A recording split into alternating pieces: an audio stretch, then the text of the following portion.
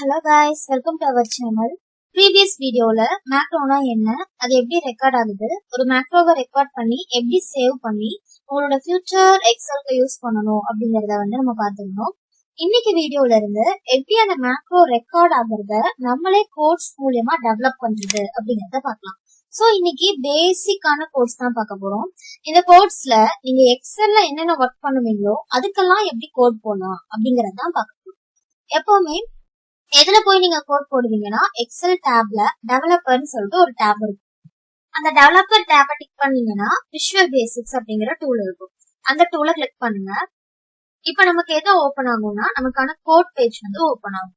இப்ப நான் இதோட சைஸை மட்டும் கொஞ்சம் அட்ஜஸ்ட் பண்ணி மூவ் பண்ணி வச்சுக்கிறேன்.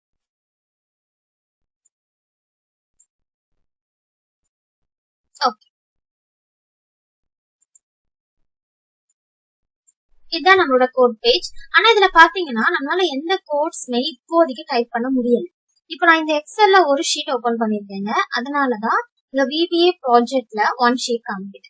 சப்போஸ் உங்களுக்கு இந்த VBA ப்ராஜெக்ட் ஆப்ஷனே காமிக்கல, அதாவது இது இன்டூ கொடுத்து க்ளோஸ் பண்ணிட்டீங்க அப்படின்னா வியூ டேப்ல போனீங்கன்னா ப்ராஜெக்ட் எக்ஸ்ப்ளோரர்னு ஒரு ஆப்ஷன் இருக்கு. அதோட ஷார்ட் கீ Ctrl+R. இதை நீங்க கிளிக் பண்ணும்போது உங்களுக்கு இந்த டேப் ஓபன் ஆகும். இந்த டேப்ல பாத்தீங்கன்னா நமக்கு டோட்டலாவே இந்த இடத்துல எவ்வளவு ஷீட்ஸ் இருக்குன்னு பாத்துக்கோங்க. ஒரு ஷீட் தான் இருக்கு. இப்ப இந்த இடத்துல இன்னொரு டைம் நான் பிளஸ் கிளிக் பண்ணி ஒரு 3 ஷீட் கிரியேட் பண்ணனா இப்ப நம்மளோட VBA டேப்ல 3 ஷீட் கிரியேட் ஆகுது. சோ உங்க எக்ஸல்ல எவ்வளவு ஷீட்ஸ் போடுறீங்களோ அவ்வளவு ஷீட்ஸ் இங்க நமக்கு கிரியேட் ஆகும். இப்ப இந்த ஷீட்ஸ்ல நான் ஷீட் 1ல வச்சு டபுள் கிளிக் பண்ணனா ஷீட் 1க்கான கோட் பேஜ் இங்க ஓபன் ஆகும். ஆனா இன்னொரு விஷயம் என்னன்னா, நீங்க ஷீட் 1ல டபுள் கிளிக் பண்ணிருக்கீங்க. அப்ப இதுல நீங்க போடுற கோட் நமக்கு ஒன்லி ஷீட் 1ல மட்டும்தான் ரன் ஆகும். அப்ப ஷீட் 2 ஷீட் 3ல எல்லாம் வருமானு கேட்டீங்கன்னா வராது. அதே மாதிரி ஷீட் 2ல டபுள் கிளிக் பண்ணீங்கன்னா அதுக்கான கோட் பேஜ் ஓபன் ஆகும். இதுல நீங்க போடுற கோட் ஷீட் 2ல மட்டும்தான் ஒர்க் ஆகும். இல்ல எனக்கு இந்த எக்ஸல்ல எல்லா ஷீட்லயும் ஒர்க் ஆகும்னா நீங்க திஸ் ஒர்க் புக்ல டபுள் கிளிக் பண்ணுங்க.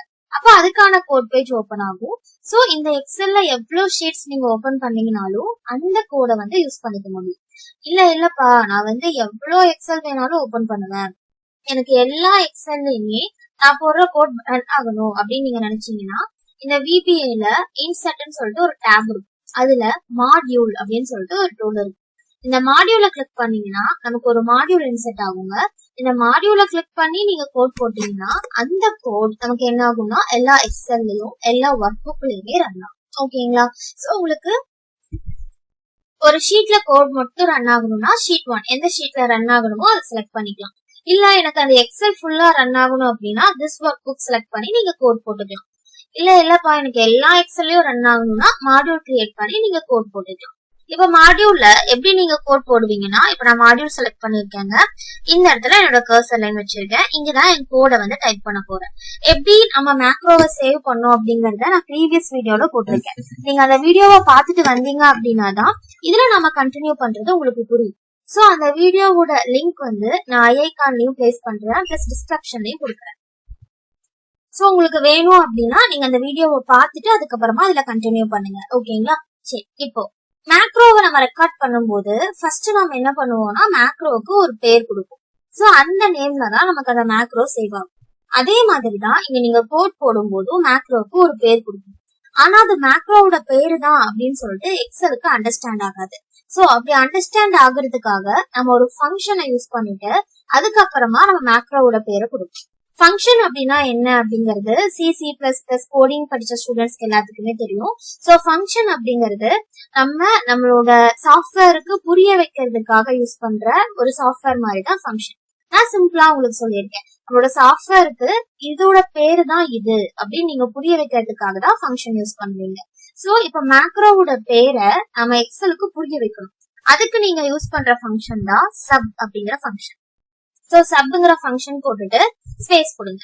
அதுக்கப்புறமா மேக்ரோவோட பேரை நீங்க கொடுக்கணும். இப்போ மேக்ரோவோட பேர் கொடுக்கும்போது ஆல்ரெடி மேக்ஸ், மின், அதுக்கப்புறமா சம், ஆவரேஜ் இதெல்லாம் எக்ஸலோட ஃபார்முலாஸ். சோ இந்த மாதிரி ஃபார்முலாஸ் எல்லாத்தையுமே நீங்க பேரா கொடுக்க கூடாது.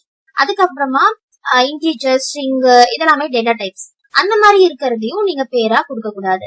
சோ ஒரு யூனிக்கான நேம் கொடுக்கலாம். அதாவது ஒரு அனிமல் நேம், ஒரு பேர்ட் நேம், இல்லைன்னா ஒரு பர்சனோட நேம், இல்லைன்னா நீங்க என்ன ஒர்க் பண்றீங்களோ அந்த ஒர்க்கோட பேரு, சோ அந்த மாதிரி பேர்லாம் நீங்க மேக்ரோவுக்கு கொடுத்துக்கலாம்.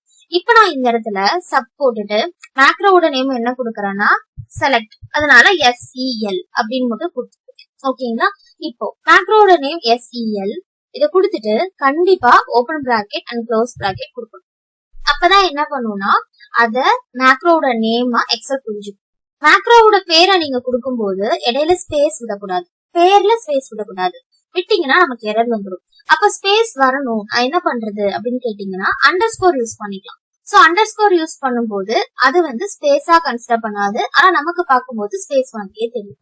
சோ இப்ப நான் SEL போட்டுட்டு ஓபன் அண்ட் க்ளோஸ் பிராக்கெட் போட்டுட்டு என்டர் கொடுத்ததுமே நம்ம ஒரு சப் ஸ்டார்ட் பண்ணிருக்கோம். அப்ப டிஃபால்ட்டாவே நமக்கு ஒரு சப் என்ன ஆகும்னா எண்ட் ஆகும். அப்ப எண்ட் சப் அப்படிங்கிறது நமக்கு ஆட்டோமேட்டிக்கா கிரியேட் ஆயிருக்கும். இப்போ நமக்கு வேணுங்கிற கோட இந்த சப் அண்ட் எண்ட் சப்புக்கும் சென்டர்ல போடணும். சோ மிட்ல போட்டீங்க அப்படின்னா தான் உங்களுக்கு அந்த கோடே ப்ராசஸ் ஆகும். சோ இப்ப நம்ம என்ன பார்த்திருக்கோம்னா சப் அப்படிங்கிறது ஒரு ஃபங்க்ஷன். எதுக்காக சப் நீங்க யூஸ் பண்றீங்கன்னா மேக்ரோவோட நேம டிஃபைன் பண்றதுக்காக சப்பை யூஸ் பண்றீங்க. சோ சப் போட்டுட்டு நீங்க என்டர் கொடுத்ததுமே ஆட்டோமேட்டிக்கா எண்ட் சப் கிரியேட் ஆயிரும். சோ உங்களுக்கான கோட நீங்க சப்புக்கும் எண்ட் சப்புக்கும் சென்டர்ல தான் போடுவீங்க. அப்பதான் உங்களுக்கு அந்த கோடு என்ன ஆகும்னா ப்ராசஸ் ஆகும். இப்ப ஜஸ்ட் நான் ஒரு சிம்பிளான கோட் மட்டும் சொல்றேன். அந்த கோடோட எக்ஸ்பிளனேஷன் எல்லாத்தையுமே நான் நெக்ஸ்ட் வீடியோல உங்களுக்கு கொடுக்குறேன். இப்ப இதுல A1ல தான் நம்ம கர்சர் பிளேஸ் ஆயிருக்கு. ஆனா எனக்கு இப்போ C10ல கர்சர் கொண்டு வரணும். அப்ப இங்க இருக்கிறத நீங்க இந்த செல்ல கிளிக் பண்ணீங்கன்னா கர்சர் இங்க வந்துடும். அதுக்கான கோட நீங்க எப்படி போடுவீங்கன்னா ரேஞ்ச்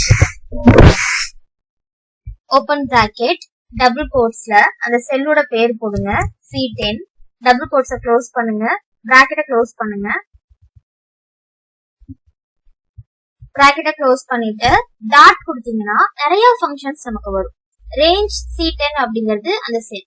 சோ அந்த செல்லுல நீங்க என்ன பண்ணணும் அப்படின்னு கேட்கும். இப்ப அந்த செல்ல நான் செலக்ட் பண்ணணும். சோ செலக்டட் மட்டும் கொடுத்துட்டேன்னா போதும்.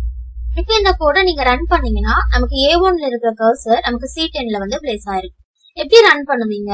அந்த கோட் லைன்ல எங்கேயாவது உங்க கர்சரை பிளேஸ் பண்ணிட்டு ரன் அப்படிங்கிற டூல் இங்க இருக்கு.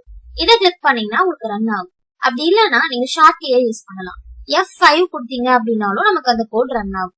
இப்ப நல்லா நோட் பண்ணிக்கோங்க, A1ல தான் நம்ம கர்சர் கிளிக் ஆயிருக்கு. இப்ப நான் ஃபங்க்ஷன் கீ பிளஸ் F5 கொடுக்க போறேன். ஏன்னா லேப்டாப்ல யூஸ் பண்ணும்போது நீங்க function key plus F5 use பண்ணுவீங்க.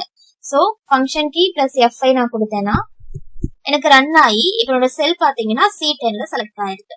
சோ இந்த மாதிரி தான் நமக்கு வேணுங்கிற கோட்ஸ் எல்லாத்தையுமே போட்டுட்டு நம்ம ரன் பண்ணும்போது நமக்கு டிஃபால்ட்டாவே அவுட்புட் கெட் பண்ண முடியும். சோ இந்த ரேஞ்ச் நான் எதுக்காக போட்டேன், ஏன் டாட் செலக்ட் போட்டேன் அப்படிங்கறது எல்லாத்தையுமே நான் நெக்ஸ்ட் வீடியோல உங்களுக்கு எக்ஸ்பிளைன் பண்றேன்.